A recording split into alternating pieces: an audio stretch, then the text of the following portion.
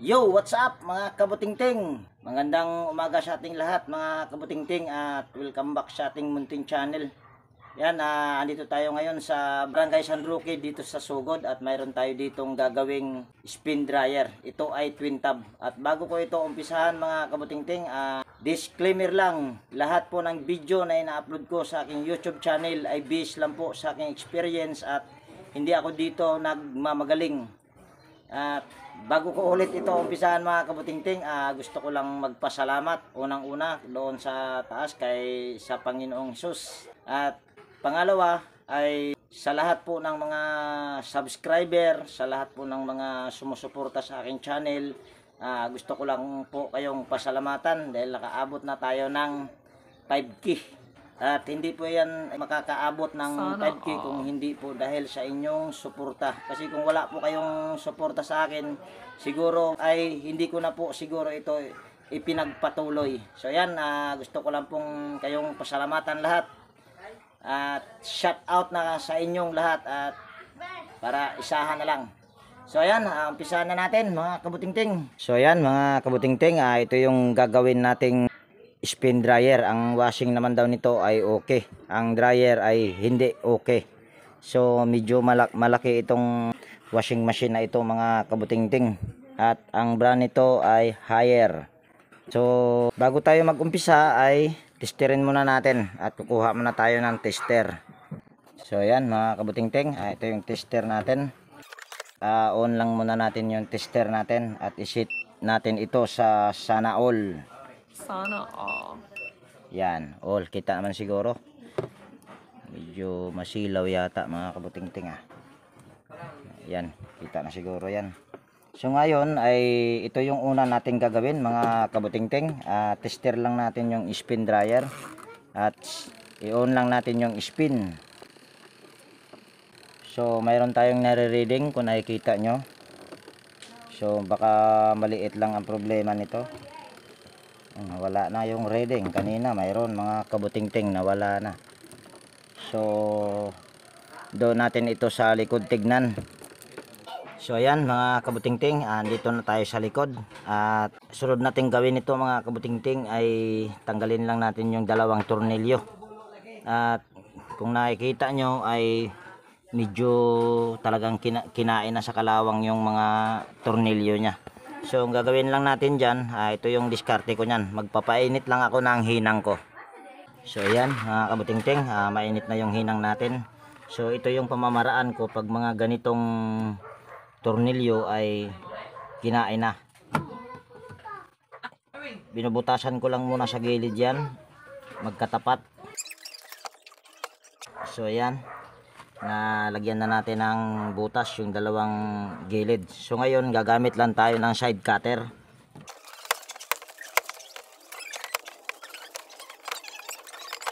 So natanggal na natin yung isa. So kung makikita nyo ay wala na siya talagang ulo, kinain na talaga. So kung ano yung ginawa ko dito, yun din yung gagawin ko dito. So ayan, natanggal ko na yung mga tornilyo. Yan yung pamamaraan ko mga kabutingting, iwan ko lang sa iba. Ito yung ganyan yung ginagawa ko para malagyan pa rin siya ng tornilyo. So ngayon ay tatanggalin na natin itong takip. So dahil wala tayong reading, ang kailangan natin gawin ay tatanggalin muna natin itong mga ito para ma-tester natin yung motor ng spin dryer. At pasensya na kayo mga kabutingting, hindi natin ma-interview yung may-ari dahil ayaw niyang sumali sa video natin. Dahil ako kasi pag nagbablog ako ay nagpapaalam muna ako sa may-ari kung okay lang bang mag-vlog. So okay lang daw, kaso ang problema ay ayaw niya nga naman sumali. Ito mga kabutingting ay hindi ko na to ibinabalik pagka ito ang pinaka-importanting ibabalik pagka ganito. Tabi lang natin yan. So kung hindi kayo matandain, ang gagawin nyo ay wag nyo na lang isagad yung pagputol, lagyan nyo ng tanda. Yan, katulad nito.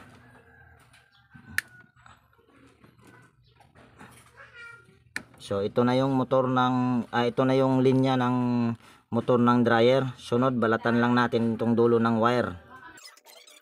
Yan, na balatan na natin. So ngayon ay itester na natin ito. Yan, kitang kita yung tester natin, hindi masilaw. So ito yung binalatan natin. Natumba pa. Huwag matumbalo eh. Wala pa tayong pambili ng bagong tester. Bigay nga lang ito mga kabuting-ting ni Sir Roy ng Pasig. Yan, shout out sa iyo nga pala sir. At sa nagbigay sa akin ng extension kay Renato Aban from Pasig City yan sir. Salamat po sa inyong dalawa. Ngayon, ang kumo nito ay kulay black. So pulupot lang natin tong dulo ng wire sa dito sa isang linya sa test probe. Ngayon testerin na natin. So kung napapansin nyo ay wala tayong nare-reading dito sa kabila.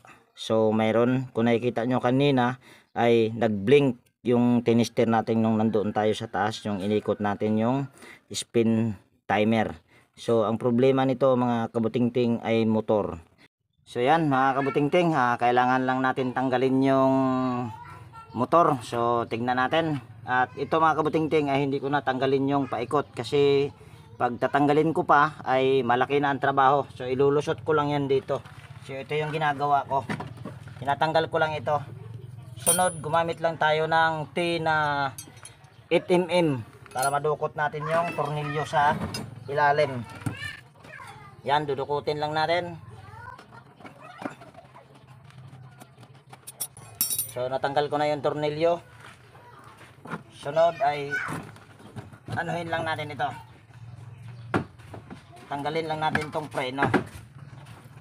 At pag nagtanggal kayo ng preno, lagi nyo tandaan kung saan nakakabit. Yan, sa pinaka taas dito sa right side. Ngayon ay hindi nyo makikita talaga to kung ano nang sunod. Tataas ko lang yan, tapos hahawakan ko yung basket dito at yung isang kamay ko ay dito sa ilalim, yung isa ay nasa taas.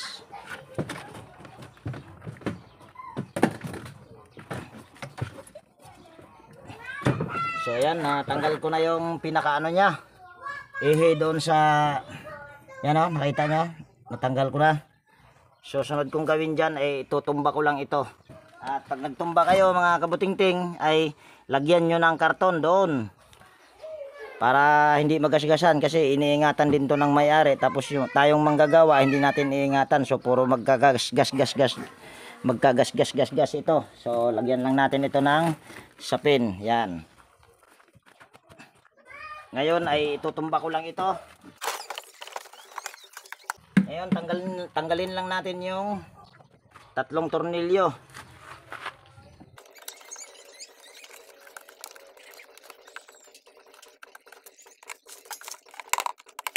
Yung isang tornilyo mga kabuting-ting ay kinain na ng kalawang yung ulo.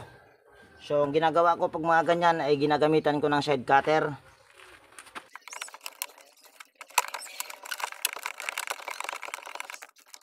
So ito na yung tornilyo. Yan, kung nakikita nyo ay hindi na kinain na sa kalawang yung ano niya, ulo. So sunod natin gawin ay palusot lang natin ito doon para matanggal natin yung motor at hindi na malaki ang trabaho.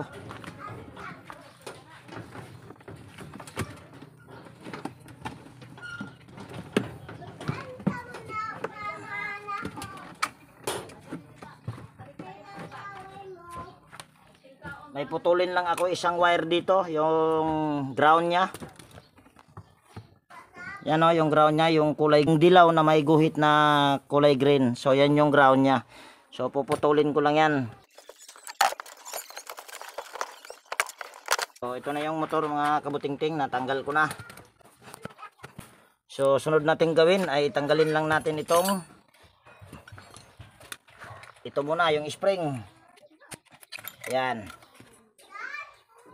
Sunod, tanggalin lang natin tong tornilyo nito para matanggal natin yung brake drum. Gumamit lang tayo ng 10mm dito sa ayan, sa nut na yan. Lawagan lang natin. So ayan, nalawagan na. Sunod, gumamit din tayo ng 8mm para sa ulo nito. Ulo sa tornilyo. Yan. Sunod, gumamit lang tayo ng flat screw or Phillips screw. Yan, dalawa. Panungkit natin. So ayan, tanggal na natin yung brake drum nya. Sunod natin gawin ay tanggalin muna natin yung tatlong tornilyo sa paa. Ito mga kabutingting, pag mga ganito ay sa palaran lang to. Pwede kayong bumili ng bago, pwedeng ito muna ang gagawin nyo. So ayan, natanggal na natin yung mga paa ng spin dryer. Sunod ay kukuha muna ako ng martilyo at saka vice grip na may kasamang pako. So yan, ito na yung vice grip na may kasamang pako. At ito na rin yung martilyo. Sunod natin gagawin ay tatanggalin lang natin yung 4 na rimatsi para mabaklas natin ito.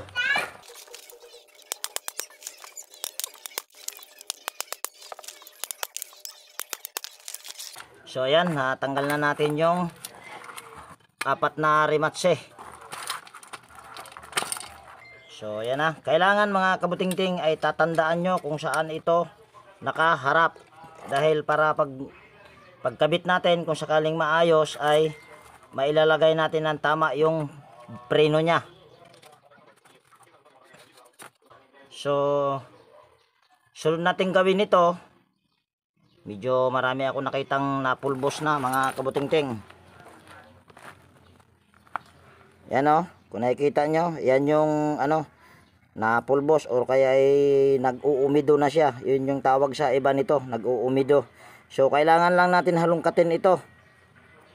So yung paghalungkat nito ay hindi ko na videohan kasi hahaba talaga ang video kung bibidyohan ko pa ito, kasi titignan ko muna kung kaya pa ba itong gawin, baka mamaya hindi na. So ayan na mga kabutingting, ito yung putol nya at ito yung karugtong nya. Yan o, maiksi lang. Pag mga ganyan, may mga diskarte ako pag mga ganyan mga kabutingting. So ngayon mga kabutingting, dahil wala akong magnetic wire, so ang ginagawa ko lang, ganitong wire lang. Yan, ito. Ito ang wire na to ay galing lang to sa wire ng electric pan. So ang gagawin lang natin dyan ay balatan lang muna natin itong wire. Yan. Sunod ay kailangan lang natin itong balatan, itong napatid. At pag nagbalat kayo, pag nagkiskis kayo nito, kahit wag nyo nang basta makiskisan lang, pwede na. Yan, kung nakikita nyo nasa kuko ko, nakiskisan ko na. At dito sa kabila ay hindi ko na kiniskis, yan o. Kita ba? Yan o, hindi na kiniskis. Kumbaga dito lang, yan, may kiskis. Kaya ako siya dyan lang kiniskis para hindi siya kaagad-agad na maputol. So magkakaroon na yan siya ng kontak. So itong wire na gagamitin natin, dahil maiksi yung patid, gagawin lang natin dyan ay itong wire na kung mayroon kayong magnetic wire, pwedeng magnetic wire. Ako kasi wala, kaya ito ang ginagamit ko. Pero ito ay subok ko na ito. Pag mga ganito, pulupot lang natin ito dito sa ito ay lang nito, soldering lead lang din tong pagpupuluputan ko.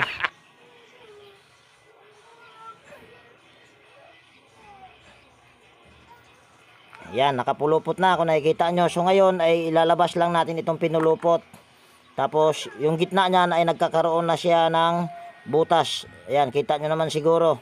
So saka natin ito itusok dito sa patid. Yan.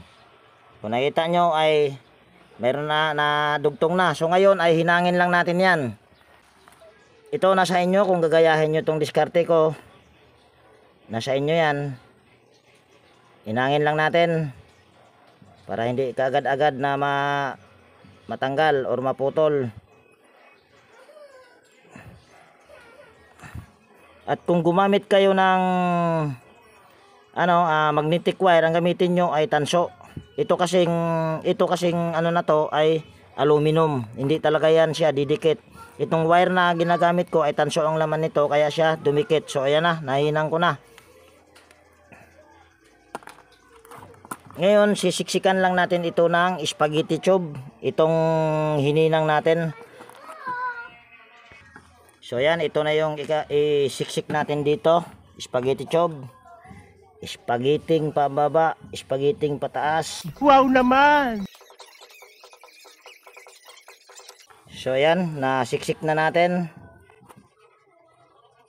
Ngayon balatan din natin itong kadugtong nito. Babalatan lang natin ito yung hibla. Kiskisin ko lang.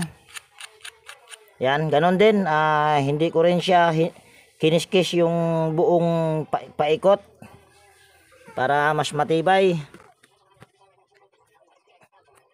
Ngayon itong wire na to na dinugtong natin dito sa hibla, dugtong lang din natin ito dito. At bago natin dugtong yan ay lagyan muna natin ng spaghetti. Yan. Ngayon pulupot lang natin. At kailangan mga kabutingting, pag nagpulupot kayo, lagyan nyo ng allowance. Huwag nyo itama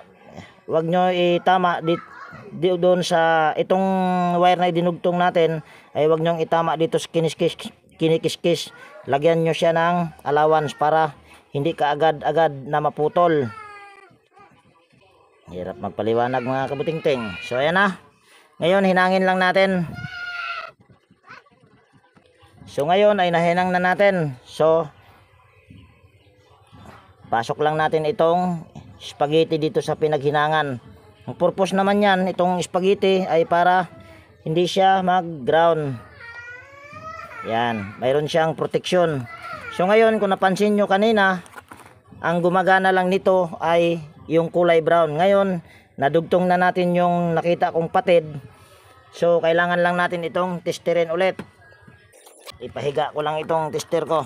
Ayan, slanting natin ng konti para makita. Ayan, kita naman siguro. Ngayon testerin natin ulit kung yun lang ba yung patid na kailangan nating idugtong. Ito mga kabutingting ay swertihan lang. So ito yung common kulay black, inilagay ko lang sa kabilang test probe. Yan, ngayon testerin na natin. Kanina yung brown ay mayroon. Yan, kung nakikita nyo. So itong gray wala pa rin. So ibig sabihin hindi lang yon ang patid. So ngayon hahanapin ko pa ito mga kabutingting at halongkatin. So yan, ito na yung nangyari mga kabutingting. Tinanggal ko lang yung tali, yan. At itong tali mga kabutingting ay hindi ko siya pinutol dahil kung sakaling mabubuo ko ito, ito rin yung itatali ko. So ito yung nakita ko dito sa ano na to. Itong kulay, itong nakikita nyo itong hibla na to nasa kamay ko, yan ay yan yung linya dito sa kulay gray. At pinutol ko na lang yan diretso. Hindi ko alam kung patid yan or hindi. So ngayon babalatan lang natin itong gray. Yan. Ngayon kiskisin lang natin ito. Pwedeng ito mga kabutingting may problema yung linya. Yan o, kasi kung nakikita nyo ay mayroon siyang puti. So pwedeng naputol yan. So ngayon kiskisin lang natin ito. At ganun din, hindi ko siya kiniskis yung buong ano niya. Ngayon pulupot lang natin at ganun din ang sistema. Pagka ipulupot natin ito ay kailangan doon muna sa walang kiskis para mas matibay at hindi siya kaagad-agad na maputol. So ngayon hinangin lang natin. Sana ito ang problema mga kabutingting para hindi tayo magtagal dito. Sunod, tester lang natin ito ulit. On lang natin yung tester natin ulit.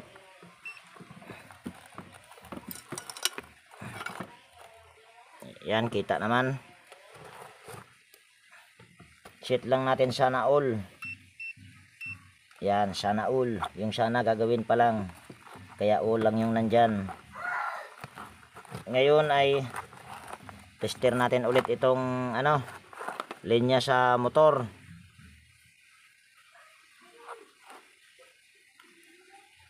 Yung brown mayroon na talaga yan. Itong gray ang solusyonan natin. So wala pa rin. So Maraming problema ito mga kabutingting. Ito ang mahirap pag mga ganito. So balik lang natin ito. So hindi yung linya ang may patid. So hahanap tayo ng saan ba yung bandang may pulbos nito. So ito mga kabutingting ay suko na talaga ako dito. Dahil wala na ako nakitang nag-uumido. Pero ayaw pa rin gumana yung linya ng kulay gray. Yan yung line capacitor yung kailangan. Ito kasing brown ay single capacitor. So yun lang ang mayroon tayong nare-reading sa tester. So ibig sabihin ay palit na talaga ito ng motor dahil ginawa ko na ang lahat nito pero ayaw pa rin. So pasensya na mga kabutingting at kailangan talaga magpalit ng bagong motor at bumili pa yung may-ari dahil ginawa ko na ang lahat nito pero ayaw pa rin.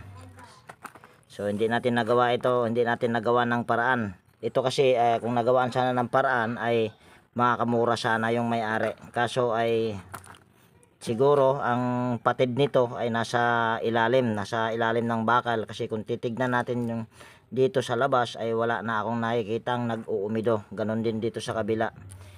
Hinalungkat ko na lahat pero wala talaga. So ayan mga kabutingting, ito na yung motor na nabili sa yung may-ari naman ang pinabili ko. So ang bili daw nila nito ay 1,100. Tumaas ng 50 mga kabutingting. Huling bili ko nito ay 1,050 lang. So ngayon ang gagawin natin ay ibabalik lang natin ito. Minsan ito mga kabutingting ay hindi ito nagkakatugma-tugma. So ngayon bago ko ito ikakabit ito mga kabutingting ay pwedeng wala na itong preno pag mga ganito. So pag mga ganito ay nilalagyan ko talaga ng tarpaulin. Nasa inyo kung gagayahin nyo. Ito ay hindi advisable na paglagay ng tarpaulin. Pero para sa akin effective ito dahil subok ko na itong paglagay ng tarpaulin. So yung pagkabit nito ay hindi ko na videohan. Meron akong mga previous na video dyan.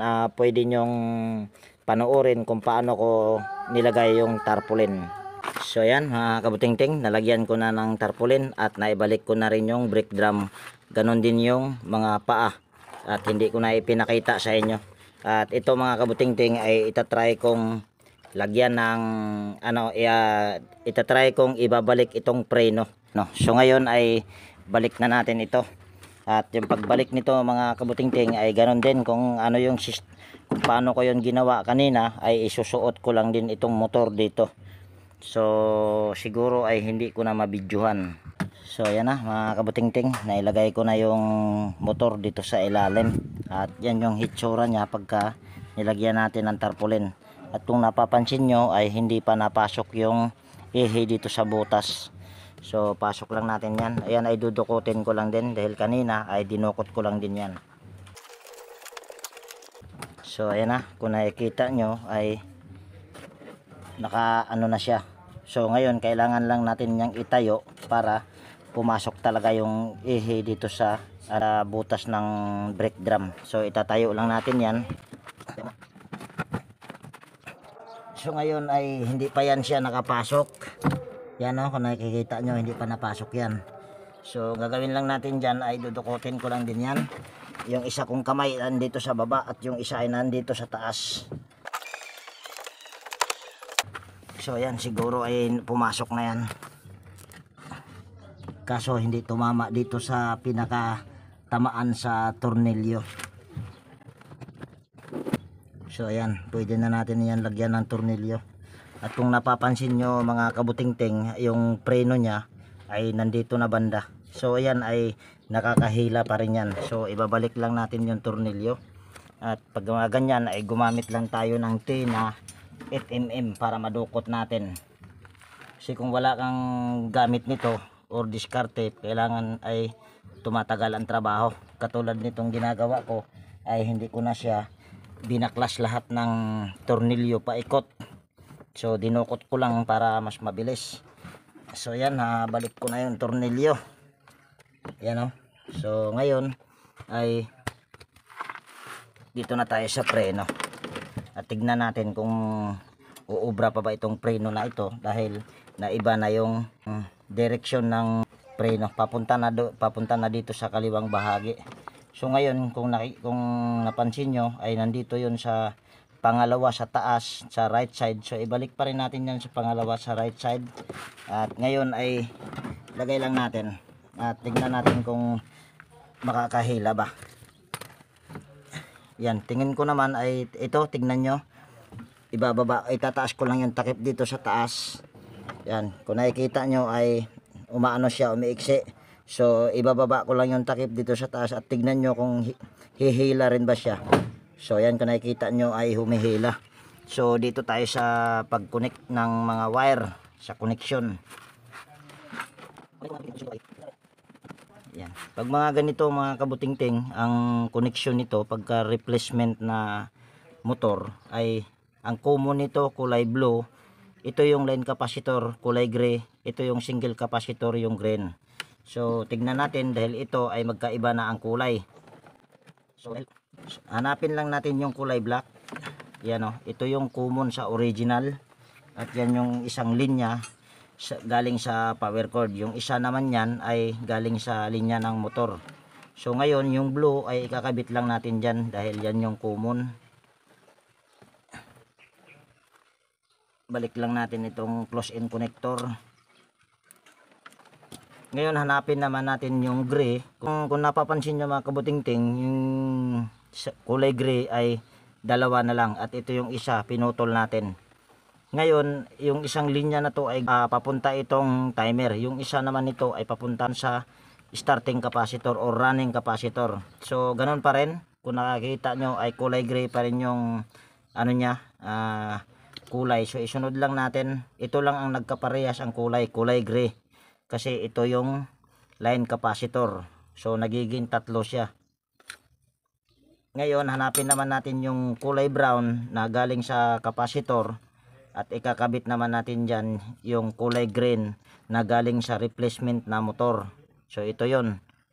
So ito yung single capacitor kung yung tawagin nila. Ako yung nakikigaya lang din dahil hindi naman ako nito nag-aral. So lagyan lang din natin ng close-in connector yan. Ngayon ay itatry natin kung wala ba din bang problema ang capacitor. Pero sa tingin ko ay wala dahil ang sabi naman nila, base sa kwento nila sa akin nito ay bigla lang daw huminto at hindi naman daw ito bumagal. So ibig sabihin yung motor lang talaga ang problema. So marami akong dakdak. So ngayon ay try natin. Saksak lang natin yung power cord dito. At tingnan natin ito kung okay ba. At pihitin ko yung timer dito sa taas, spin timer. Yan, kung nakikita nyo ay umiikot na. So yung washing ay hindi ko naman pinakailaman. So itry pa rin natin. Ikutin ko lang yung timer dito sa taas, wash timer.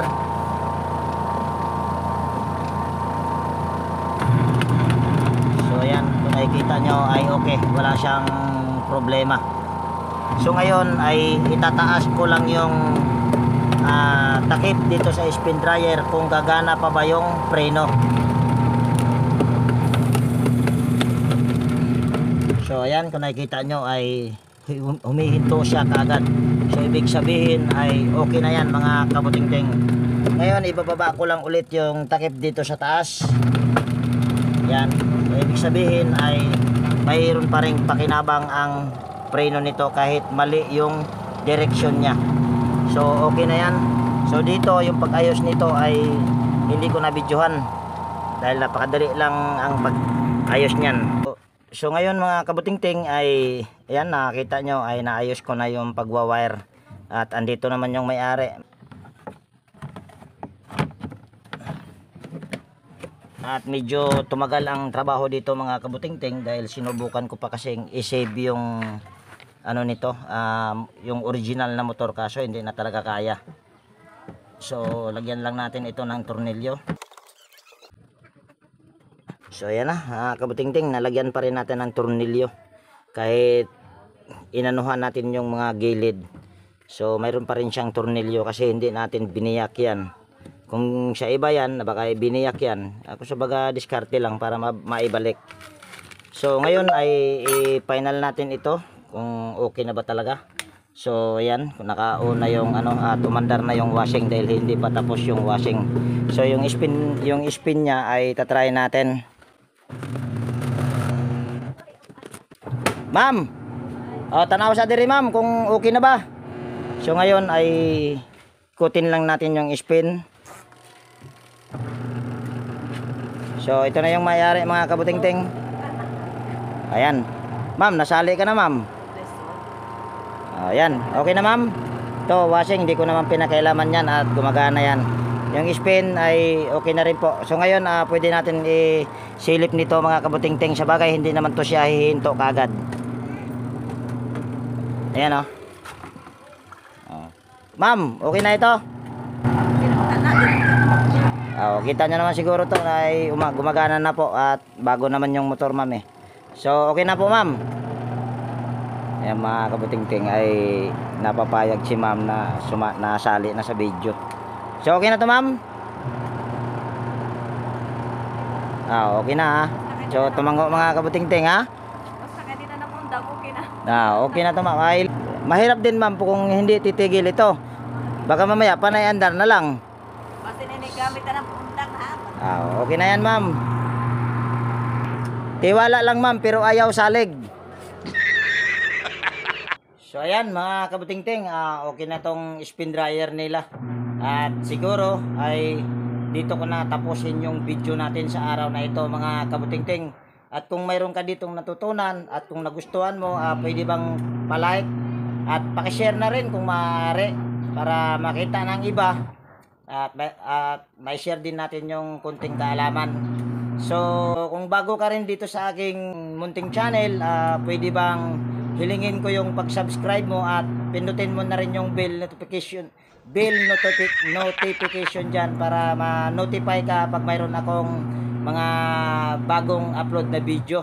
At actually mga kabutingting, mayroon pa akong home service ngayon sa Batang at kung sakaling magpaayos ay yun yung part 2 natin. So hanggang dito na muna yung video natin.